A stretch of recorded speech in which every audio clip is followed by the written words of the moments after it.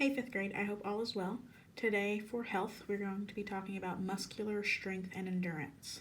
This covers page 68 through 71 in your science textbook. So, when you are injured, moving your body is essential to recovery. It's kind of the use it or lose it philosophy. When you're sick and the patients have to stay in the bed or wheelchair, there are specially trained physical therapists who will exercise muscles for them until they can do it themselves. If you are not using your muscles, they're going to get weak, they're going to get flabby, they're not going to be able to do as much as they need to do. Eventually, they can start to break down and not be able to do things at all. So that's why if you're injured, you definitely still need to be using those muscles. And even if you're not injured, you need to make sure you are utilizing all the muscles in your body that you can. Your skeletal muscles, which are the muscles connected to the skeleton, are made up of thousands of thin, long fibers or cells which are bundled together. The longest muscle in your body is the sartorius. It stretches from the outside of your hip to the inside of your knee. Your facial muscles allow you to move your lower jaw when you eat, move your lips when you talk or sing, and to show emotion.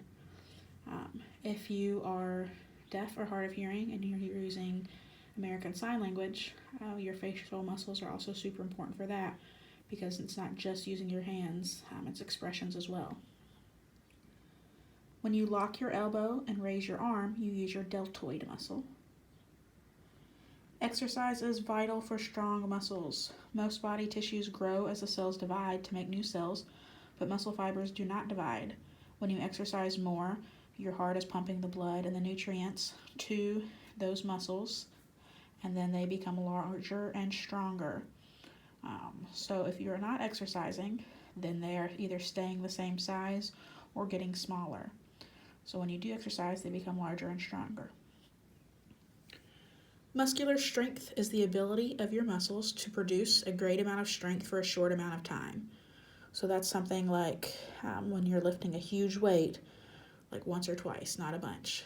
Muscular endurance is the ability of your muscles to continue producing a moderate amount of strength for an extended period of time.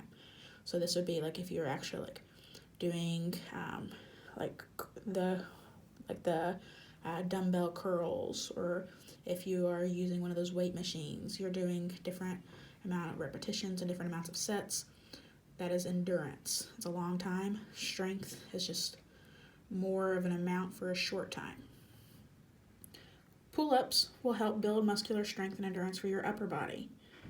On those pages in the book, it shows you how many pull-ups you should do based on your age and gender. The standing long jump helps test your lower body strength.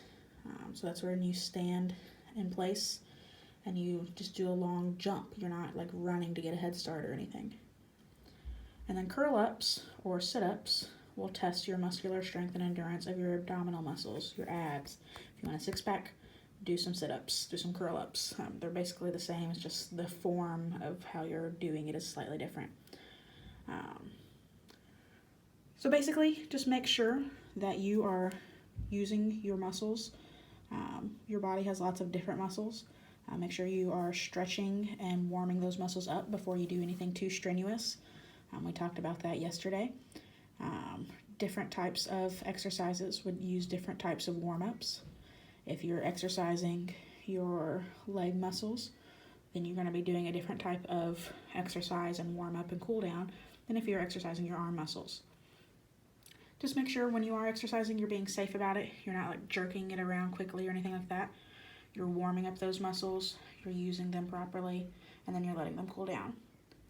If you have any questions about anything, please let me know on Jupiter or on Zoom.